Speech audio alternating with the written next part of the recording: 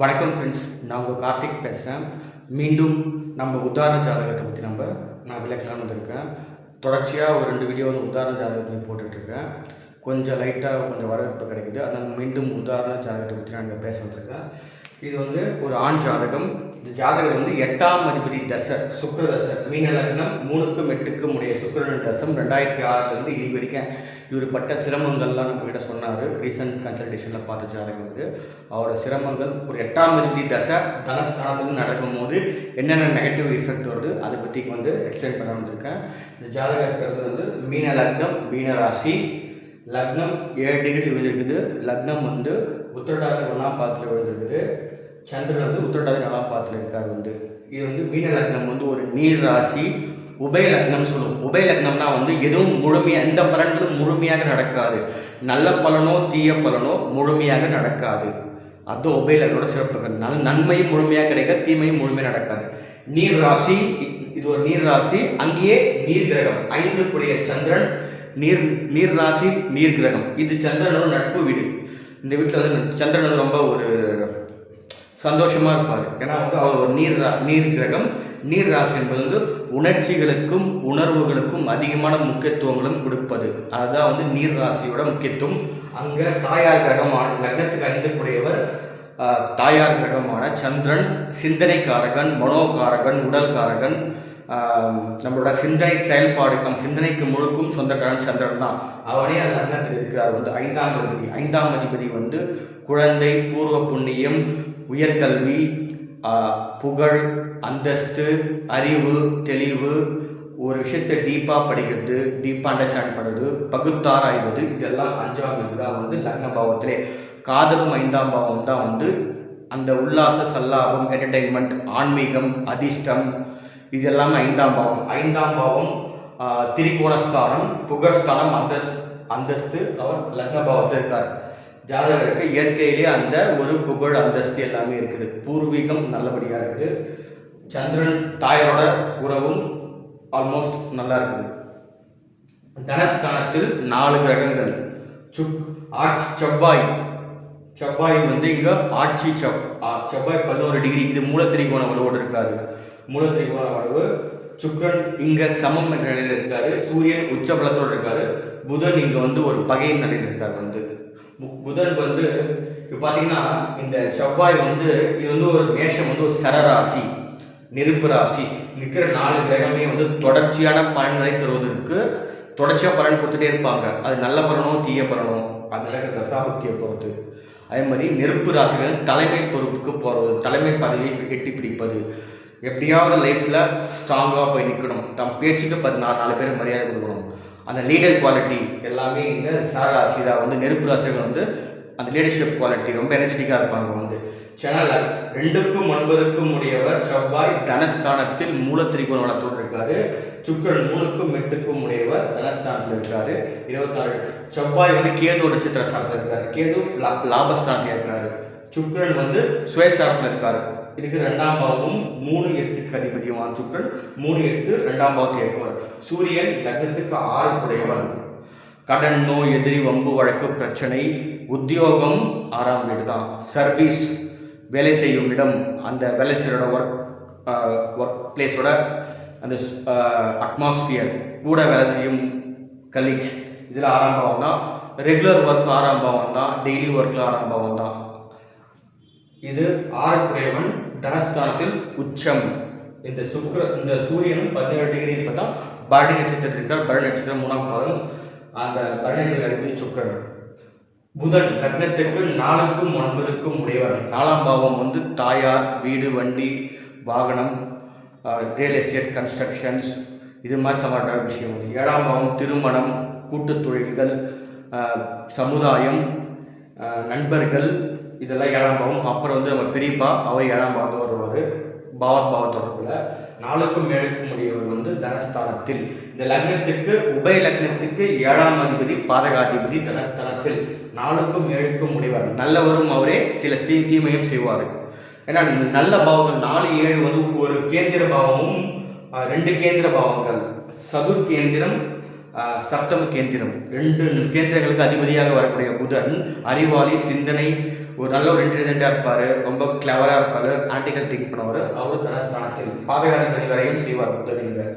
புதன் தனஸ்தானத்தில் 3ஆம் வீட்டு அதிபதி, 2ஆம் பாவத்தில் 3ஆம் வீட்டு, 4ஆம் வீட்டு, 5ஆம் வீட்டில் ராகு, 5ஆம் பாவத்தில் ராகு. 5ஆம் பாவம் கடகராசி, இது ஒரு நீர் ராசி, சரராசி. தொடர்ச்சியான பயணங்களை மேற்கொள்வது, தொடர்ச்சியான பலன்களை கொடுப்பது சரராசி முதலிடம்.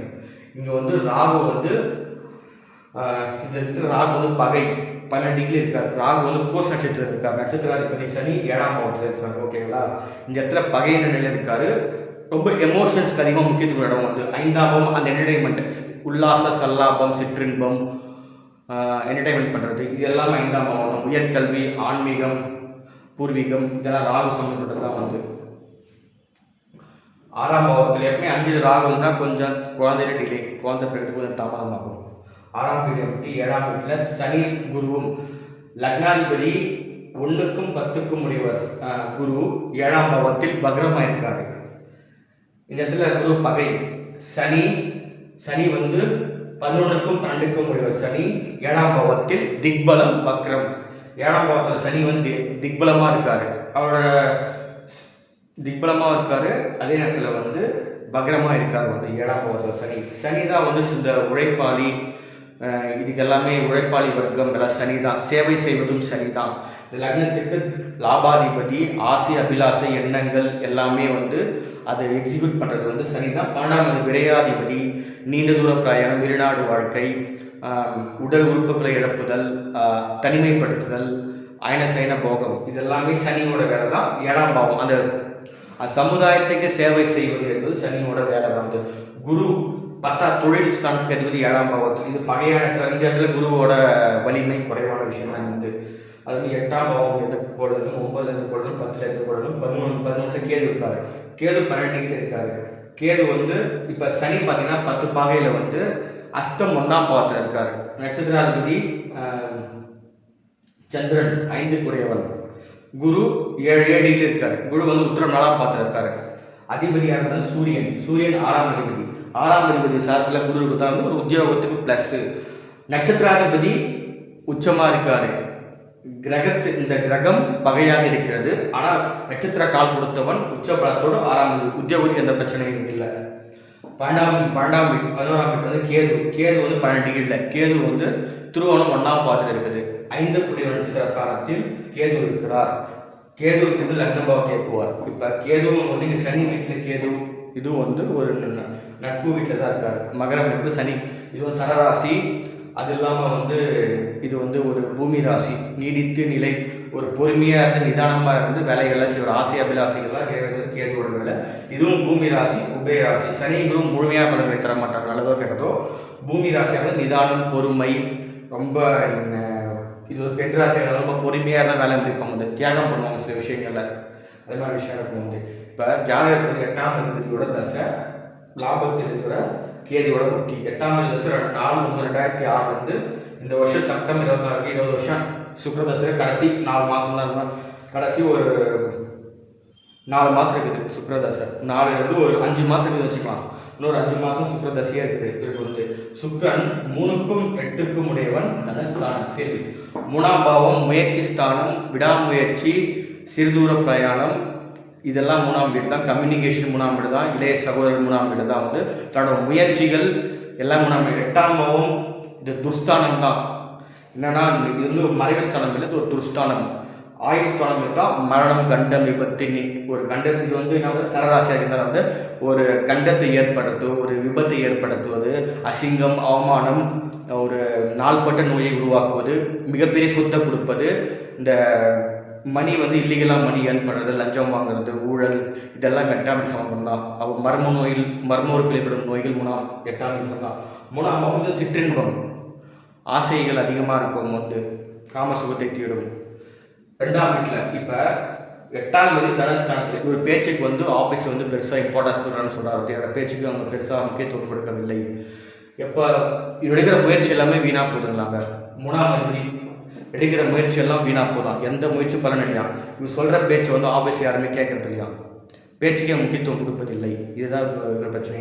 அப்புறம் வர படம் எல்லாம் செலவாகிட்டே இருக்குது, நிறைய நஷ்டங்கள் ஏற்படுது. ஏன்னா 8ஆம் அதிபதியோட தசை தனஸ்தானத்தில் 8ஆம் பாவம் வந்து மிகப்பெரிய சொத்து, மிகப்பெரிய பணம், இந்த இல்லீகல் மணி, ஸ்டாக் மார்க்கெட்டில் ஏர்ன் பண்ணுற மணி, அப்புறம் இந்த குதிரை பந்தயத்தில் ஜெயிக்கிற பணம், இந்த லாட்ரி டிக்கெட் எல்லாமே இந்த சொல்ல முடியாத பினாமி சொத்துக்கள் எல்லாம் 8ஆம் பாவம். அது 2ஆம் பாவத்தில் வந்து பணம் வந்து நிறைய பணம் நெகட்டிவாக தான் இருக்குது.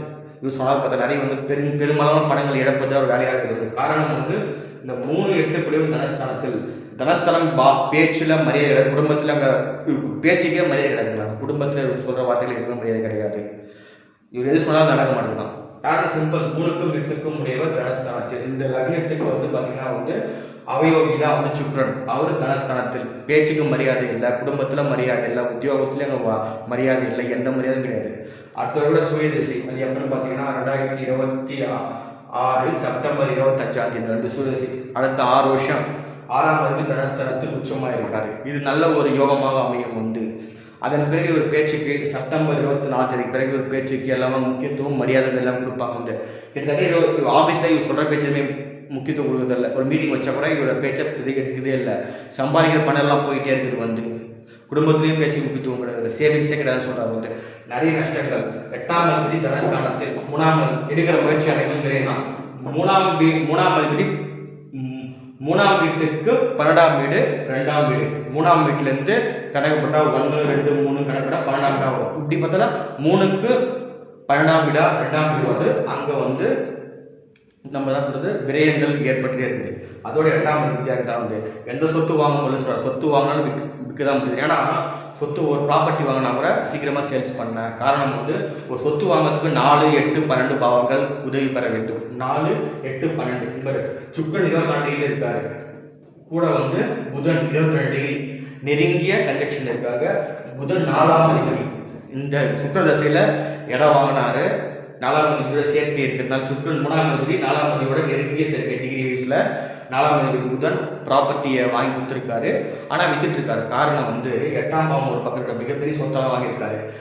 எப்போ சொத்து வாங்கினா 4ஆம் பாவம் சப்போர்ட் பண்ணணும், அது விற்கிறேன்னா 3ஆம் பாவம் சப்போர்ட் பண்ணணும். காரணம் 4ஆம் பாவத்துக்கு 12ஆம் வீடாக வர்றது வந்து 3ஆம் வீடு, 4ஆம் பாவத்துக்கு விரயஸ்தானமாக வரக்கூடியது 3ஆம் வீடு. 3ஆம் வீட்டோட தசை தான் ஒழிக்குது.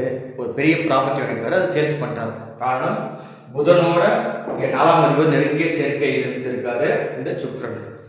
அதான் நண்பர்களே, இந்த வீடியோட முக்கியமான குறிப்பு வந்து 8ஆம் அதிபதி தசை பேச்சுக்கு முக்கியத்துவம் இல்லை, மிகப்பெரிய நஷ்டம், வர பணம் எதுவுமே செலவாகினே இருக்குது, குடும்பத்தில் பேச்சுக்கு முக்கியத்துவம் இல்லை, நண்பர்களும் கூட முக்கியத்துவம் கிடையாது, இவங்க பேசுறதுக்கு இது முக்கியத்துவம், நண்பர்களுக்கு கூட இவங்க இம்பார்ட்டன்ஸ் கொடுக்குறதில்ல. நண்பர்கள் பணம் வாங்கினே இருக்காங்க, வாங்குற திருப்பி தர மாட்டாங்களா? காரணம் 3ஆம் அதிபதி நண்பர்கள், கரெக்டுங்களா? 3ஆம் அதிபதி நண்பர்கள், சேம் ஏஜ் ஃப்ரெண்ட்ஸு.